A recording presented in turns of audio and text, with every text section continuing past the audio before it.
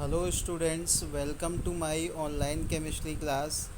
Students, आज की class में हम लोग पी ब्लॉक एलिमेंट के नाइट्रोजन से बनने वाले जो अदर कंपाउंड्स हैं उनके बारे में यहाँ पर डिस्कस करेंगे। जैसा कि मैंने आपको पिछली क्लासेस में यहाँ पर बताया कि हम लोग पी ब्लॉक एलिमेंट के बारे में इस चैप्टर में डिस्कस करेंगे, जिसमें हम लोग सबसे पहले ग्रुप 15 के एलिमेंट्स को यहाँ पर डिस्कस करेंगे, जिसमें आपके आते हैं नाइट्रोजन, फास्फोरस, आर्सेनिक, एंटीमनी और बिस्मथ। ये सारे जो हैं आपके एलिमेंट्स हैं जिनके बारे में सबसे पहले हम लोग पढ़ने वाले हैं। ये सारे आपके ग्रुप 15 के एलिमेंट्स हैं और इनके इलेक्ट्रॉनिक कन्फिग्रेशन के बारे में हमने पिछली क्लास में पढ़ रखा है। जिन्होंने नहीं पढ़ा है तो पहले उस वीडियो को देखें, तब जाकर जो है इस वीडियो को देखेंगे तो आपको अच्छे तरीके से समझ में आने वाला है। तो चलिए आगे चलते हैं इस चैप्टर के जो इम्पोर्टेंट टॉपिक्स हैं। इससे पहले हम लोगों ने इस चैप्टर में नाइट्रोजन के बारे में जब हम बात कर रहे थे तो उसमें हमने N2 गैस के बारे में यानी डाई नाइट्रोजन के बारे में बात की थी, उनकी प्रॉपर्टीज़ के बारे में बात की थी। अब हम लोग नाइट्रोजन से बनने वाला एक और कंपाउंड है आपका, जो कि होता है NH3 यानी कि अमोनिया। उसको हम लोग आज यहाँ पर डिस्कस करने वाले हैं। अमोनिया की हम यहाँ पर प्रिपरेशन देखेंगे कि वो कैसे प्रिपेयर किया जाता है लैब में, कौन सी प्रोसेस से अमोनिया प्रिपेयर होता है, उसकी प्रॉपर्टीज़ के बारे में बात करेंगे अमोनिया की, और साथ ही साथ उनकी यूजेस के बारे में आज की क्लास में हम लोग पढ़ने वाले हैं। तो चलिए आगे स्टार्ट करते हैं, देखते हैं आगे। सो नाउ स्टूडेंट्स, जैसा कि हमने देखा था कि N2 का यूज़ करके हम लोग अमोनिया गैस को फॉर्म करते थे। पिछले जो लेक्चर है उसमें मैंने आपको ये बताया था, अमोनिया फॉर्मेशन के बारे में एक आइडिया दिया था। अब हम अमोनिया को यहाँ पर डिटेल में पढ़ने वाले हैं, काफ़ी इम्पॉर्टेंट है ये हमारे लिए। तो अमोनिया की अगर प्रिपरेशन की बात की जाए तो इंडस्ट्री में जो इनका प्रिपरेशन है अमोनिया का, वो आपका हेबल्स प्रोसेस से किया जाता है। आई होप आपको ये समझ में आ रहा होगा। अमोनिया को जो है हेबल्स प्रोसेस के थ्रू प्रोड्यूस किया जाता है, जिसमें हम लोग N2 यानी नाइट्रोजन गैस की रिएक्शन हाइड्रोजन गैस के साथ इस तरीके से, जो कि आपकी रिएक्शन यहाँ पर दी है, जब हम इनकी रिएक्शन आपस में कराते हैं तब जाकर क्या होता है, अमोनिया गैस फॉर्म होती है। और साथ ही साथ ये आपकी इसमें आपकी हीट भी रिलीज़ होती है, यानी कि आप यहाँ देख सकते हैं डेल्टा एच की वैल्यू आपको दी गई है -92.4 किलो जूल पर मोल। ये आपकी हीट भी इस रिएक्शन में रिलीज़ होती है।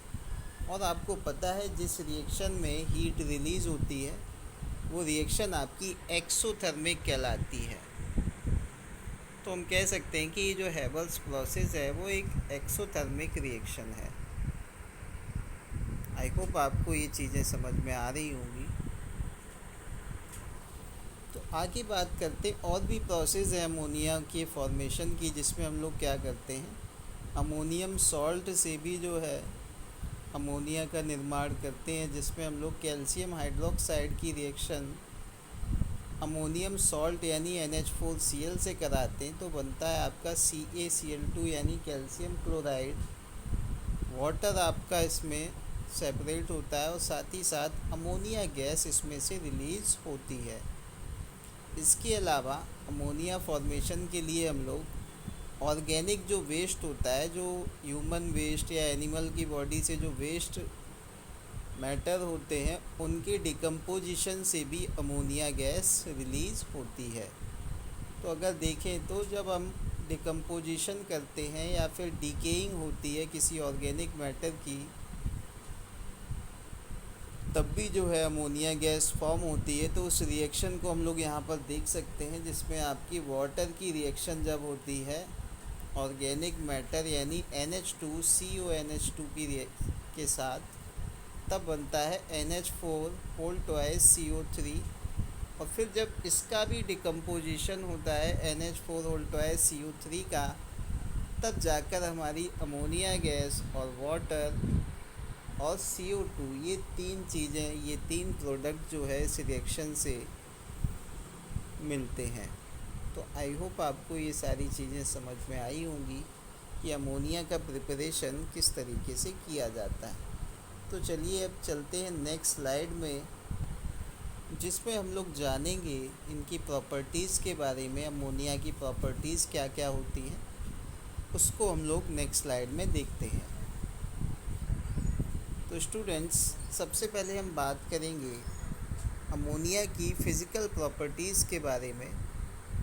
फ़िज़िकल प्रॉपर्टीज़ अमोनिया की क्या होती हैं? ये कलरलेस गैस होती है, साथ ही साथ इसमें पंजेंट स्मेल आती है, यानी कि काफ़ी जो है बदबू आती है, गंदी बदबू आती है। साथ ही साथ क्या होता है, हाइड्रोजन बॉन्डिंग, जैसा कि आपको पता है फ्लोरीन, ऑक्सीजन और नाइट्रोजन जो कि हाईली इलेक्ट्रोनेगेटिव होते हैं, उनके साथ हाइड्रोजन जुड़कर हाइड्रोजन बॉन्डिंग फॉर्म होती है। तो अमोनिया भी क्या है, एक हाइड्रोजन बॉन्डिंग से ये बना होता है। इसकी वजह से अब ये काफ़ी हाइड्रोजन बॉन्डिंग, आपको पता है काफ़ी स्ट्रॉन्ग बॉन्डिंग होती है। अब इस बॉन्डिंग की वजह से इनका बॉइलिंग और मेल्टिंग पॉइंट भी काफ़ी ज़्यादा हो जाता है, और इनका जो स्ट्रक्चर है वो ट्राइगोनल प्लैनर स्ट्रक्चर होता है, जो कि आप यहाँ पर देख सकते हैं। इनका जो स्ट्रक्चर होता है वो ट्राइगोनल प्लैनर होता है। इसमें आपका नाइट्रोजन बीच में रहता है और इस तरीके से हाइड्रोजन उसमें जुड़े रहते हैं। तो आपको ये जो है स्क्वायर प्लैनर, ट्राइगोनल प्लैनर, ये सब आपको क्लास 12th में आपने ये सारे पढ़े होंगे। अगर आपने नहीं पढ़ा है तो क्लास 11th का जो सेक्शन का वीडियो मैं बनाऊंगा उसमें आपको ये सब अच्छे से बताया जाएगा। तो ये तो बात हुई फ़िज़िकल प्रॉपर्टीज़ की। अब हम बात कर लेते हैं अमोनिया की केमिकल प्रॉपर्टीज़ की, जिसमें हम लोग अमोनिया की केमिकल प्रॉपर्टीज़ को यहाँ पर समझने वाले हैं। चलिए चलते हैं नेक्स्ट स्लाइड पर। तो स्टूडेंट्स, अब अगर केमिकल प्रॉपर्टीज़ की बात की जाए तो ये जो अमोनिया गैस है वो आपकी वाटर में सॉल्यूबल होती है।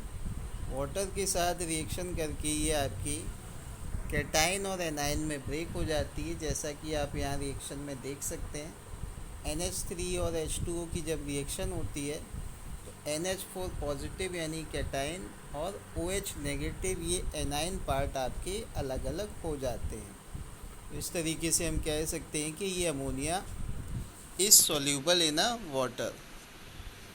इसके अलावा ये जो अमोनिया है वो एसिड के साथ रिएक्शन करके हाइड्रोक्साइड बनाती है और सॉल्ट बनाती है।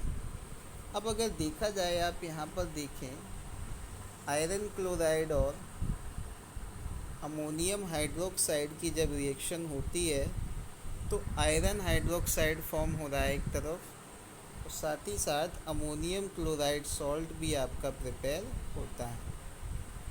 तो हम कह सकते हैं कि जब भी आपकी अमोनिया जो है एसिड के साथ रिएक्शन करती है तो हाइड्रोक्साइड और सॉल्ट बनाने का काम करती है। अब अगर बात की जाए, इसके अलावा और भी एसिड के एग्जाम्पल हैं जिनको हम लोग यहाँ पर डिटेल में नहीं समझने वाले। तो आप इतना समझ लीजिए कि जब भी जो है किसी एसिड के साथ रिएक्शन होती है अमोनिया की, तो वो हाइड्रोक्साइड फॉर्म करता है और सॉल्ट फॉर्म करते हैं। आई होप इतनी चीज़ें आपको समझ में आई होंगी, इनमें कोई दिक्कत नहीं हो रही होगी आपको।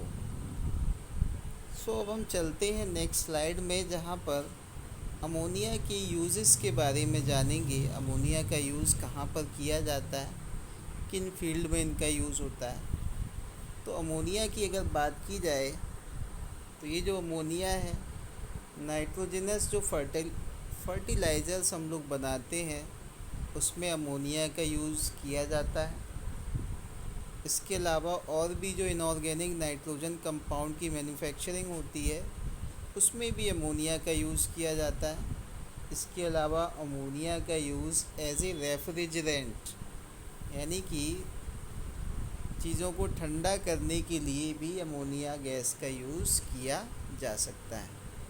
आई होप आपको इनके सारे यूजेस समझ में आ गए होंगे। तो हम लोग नाइट्रोजन से और ऑक्सीजन से मिलने वाले जो ऑक्साइड्स हैं और भी जो अदर ऑक्साइड्स हैं उनके बारे में हम लोग यहाँ पर फाइनली डिस्कस कर लेते हैं। इसके बाद हम लोग इस ग्रुप के नेक्स्ट एलिमेंट फास्फोरस के बारे में पढ़ने वाले हैं।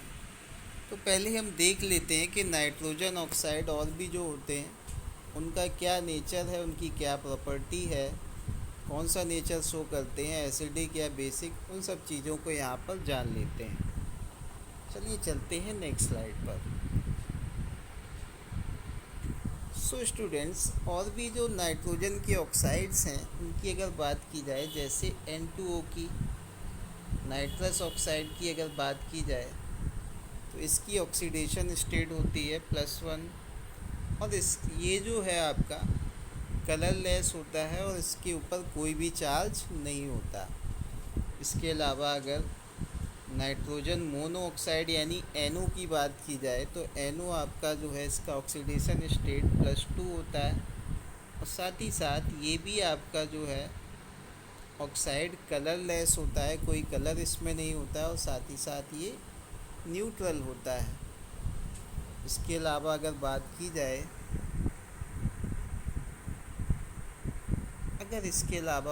जाए तो ये आपका आता है नाइट्रोजन ट्राई ऑक्साइड यानी N2O3। इसमें पहले मैं इसको क्लियर कर देता हूँ, काफ़ी आपको जो है इरिटेटिंग लग रहा होगा ये। तो आगे देख लेते हैं। N2O3 की बात करें यानी नाइट्रोजन ट्राई ऑक्साइड की अगर बात की जाए तो इसमें जो है ऑक्सीडेशन स्टेट इसकी होती है +3 और इनका जो कलर होता है नाइट्रोजन ट्राई ऑक्साइड का वो ब्लू होता है। साथ ही साथ ये एसिडिक नेचर शो करते हैं। आगे अगर हम लोग बात करें NO2 की यानी नाइट्रोजन डाइऑक्साइड की तो इसका ऑक्सीडेशन स्टेट होता है +4। साथ ही साथ ये जो आपके हैं ब्राउन कलर के होते हैं और इनके ऊपर एसिडिक चार्ज यानी एसिडिक नेचर ये शो करते हैं। अब अगर स्टूडेंट्स बात की जाए N2O4 की यानी नाइट्रोजन टेट्रा ऑक्साइड की, तो ये जो नाइट्रोजन टेट्रा ऑक्साइड है इसके ऊपर भी ऑक्सीडेशन स्टेट यानी इसकी जो ऑक्सीडेशन स्टेट है वो भी आपकी +4 होती है और ये जो इसका नेचर है कलरलेस होता है ये और साथ ही साथ एसिडिक मीडियम में होता है। अब अगर फाइनली बात की जाए N2O5 की यानी नाइट्रोजन पेंटा ऑक्साइड की अगर हम लोग बात करते हैं तो इनके ऊपर जो है ऑक्सीडेशन स्टेट होता है वो होता है इनका +5। ये जो है आपके कलरलेस होते हैं और साथ ही साथ एसिडिक होते हैं। आई होप ये चीज़ें आपको आसानी से समझ में आई होंगी। इन चीज़ों में आपको कोई दिक्कत, कोई परेशानी नहीं हो रही होगी।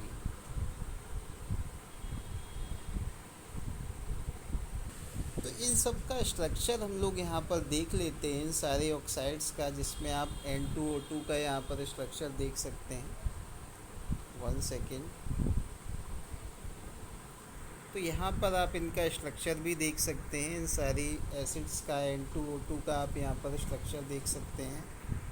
इसके अलावा NO का स्ट्रक्चर आप देख सकते हैं, नाइट्रिक ऑक्साइड का, डाई नाइट्रोजन पेंटा ऑक्साइड यानी N2O5 का भी स्ट्रक्चर। तो ये जो आपके बनने वाले ऑक्साइड्स हैं इन सब का स्ट्रक्चर आप यहाँ से देख सकते हैं। तो आई होप आपको ये जो है नाइट्रोजन ऑक्साइड्स के बारे में यहाँ पर पता चला होगा। आगे की स्लाइड में हम लोग अब नेक्स्ट एलिमेंट जो कि आपका फास्फोरस है इस ग्रुप 15 का, उसके बारे में हम लोग यहाँ पर पढ़ने वाले हैं। इससे पहले हम लोग फास्फोरस के बारे में पढ़ें उससे पहले एक टॉपिक जो इसमें छूट गया है तो वो है आपका नाइट्रिक एसिड का। तो नाइट्रिक एसिड के बारे में हम लोग यहाँ पर जान लेते हैं नेक्स्ट स्लाइड में। तो तो नाइट्रिक एसिड की अगर बात की जाए, जो नाइट्रिक एसिड आपकी प्रिपेयर होती हैं, इनको लेबोरेटरी में किस तरीके से प्रिपेयर किया जाता है उसको आप यहाँ पर देख सकते हैं। It is prepared by heating KMnO3 और NaNO3 यानी NaNO3 और KMnO3 को हीट करके जो है हम लोग H2SO4 के साथ जब इसकी रिएक्शन कराते हैं तब हमें मिलती है नाइट्रिक एसिड। तो आप इस रिएक्शन को देख सकते हैं जिसमें सोडियम नाइट्रेट की रिएक्शन सल्फ्यूरिक एसिड से जब कराई गई तो सोडियम हाइड्रोजन सल्फेट फॉर्म हुआ और साथ ही साथ नाइट्रिक एसिड यहाँ पर फॉर्म होती है। अब अगर हम लोग बात करते हैं इंडस्ट्रियल प्रिपरेशन की, इंडस्ट्रीज़ में इनको कैसे प्रिपेयर किया जाता है, तो इंडस्ट्री में इसको प्रिपेयर करने के लिए ओसवाल्ड प्रोसेस का यूज़ किया जाता है। ये प्रोसेस ओसवाल्ड ने डिज़ाइन की थी। तो चलिए आगे चलते हैं नेक्स्ट स्लाइड में, जहाँ पर हम इस ओसवाल्ड प्रोसेस को डिटेल में समझने वाले हैं। सो गाइस, ओसवाल्ड प्रोसेस में सबसे पहले स्टेप फर्स्ट में यानी सबसे पहले हम क्या करते हैं, NH3 अमोनिया का कैटालिटिक ऑक्सीडेशन करवाते हैं एटमॉस्फेरिक ऑक्सीजन के साथ इसकी रिएक्शन कराकर, जहाँ पर हम लोग प्लेटिनम को एज ए कैटालिस्ट लेते हैं और यहाँ पर जो टेम्परेचर दिया जाता है वो रहता है आपका 500 केल्विन और 9 बार का प्रेशर यहाँ पर अप्लाई किया जाता है। फिर आपका क्या होगा, अमोनिया और जब ऑक्सीडेशन होगा तब आप क्या देखेंगे, यहाँ पर आपको NO मिल जाता है यानी नाइट्रोजन ऑक्साइड आपको यहाँ पर मिल जाता है। अब हम लोग क्या करते हैं, ये जो नाइट्रिक ऑक्साइड हमें NO मिला है, इसकी रिएक्शन हम लोग ऑक्सीजन से जब कराते हैं तो मिलता है हमें NO2। उसके बाद ये जो नाइट्रोजन डाइऑक्साइड यानी NO2 हमें मिला है, इसको फिर वाटर में जब हम डिज़ोल्व करते हैं तब हमें मिलती है HNO3 यानी कि नाइट्रिक एसिड, और नाइट्रोजन ऑक्साइड गैस इस प्रोसेस में रिलीज़ होती है।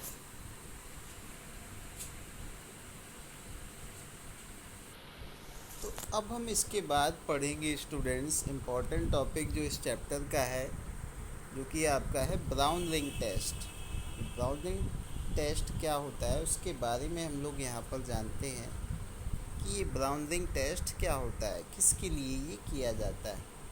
तो ये टेस्ट जो है ये किया जाता है for checking the presence of nitrate ion, nitrate ion की प्रेजेंस को चेक करने के लिए कि नाइट्रेट आयन यहाँ पर अवेलेबल हैं प्रोडक्ट में या फिर नहीं, इसको चेक करने के लिए ब्राउन रिंग टेस्ट किया जाता है। ये डिपेंड करता है आपकी आयरन ऑक्साइड की एबिलिटी पर। तो इसमें हम लोग क्या करते हैं, फेरस सल्फेट यानी FeSO4 को हम लोग ऐड करते हैं सल्फ्यूरिक एसिड के साथ। तो आप देख सकते हैं यहाँ पर FeSO4 की रिएक्शन हमने सल्फ्यूरिक एसिड से कराई तो हमें क्या मिलता है, FeH2O का होल 5 NO और सल्फेट मिलता है। तो ये जो प्रोडक्ट हमें यहाँ पर जब मिलता है, इसके बाद हम क्या करते हैं,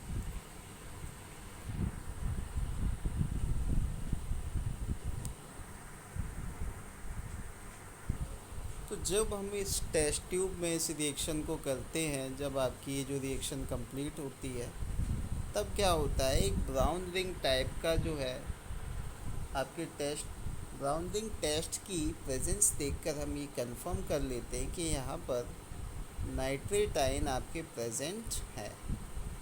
इस तरीके से जो है ब्राउन रिंग टेस्ट किया जाता है। इसमें सिंपली आपको जो चीज़ें ध्यान रखनी है वो ये आपको ध्यान रखना है कि आपको आयरन सल्फेट की रिएक्शन सल्फ्यूरिक एसिड के साथ करानी है, साथ ही साथ NaNO3 को भी ऐड करना है।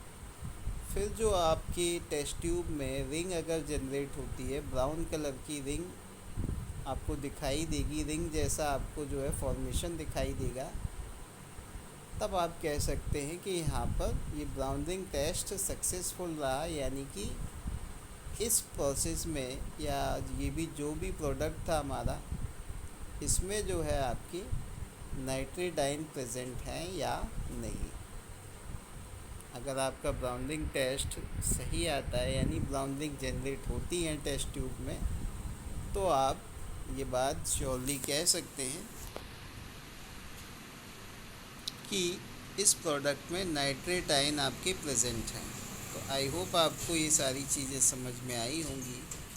तो अभी हम लोग यहीं तक इस क्लास में रखते हैं। नेक्स्ट क्लास में हम लोग फॉस्फोरस, यानी कि जो कि इस ग्रुप का सेकंड एलिमेंट है, उसके बारे में डिस्कस करेंगे। फॉस्फोरस के बारे में, उसकी जो जनरल प्रॉपर्टीज़ हैं, उनकी फ़िज़िकल प्रॉपर्टीज़, केमिकल प्रॉपर्टीज़ और भी जो उनके यूजेस हैं, उनके बारे में हम लोग नेक्स्ट क्लास में पढ़ने वाले हैं।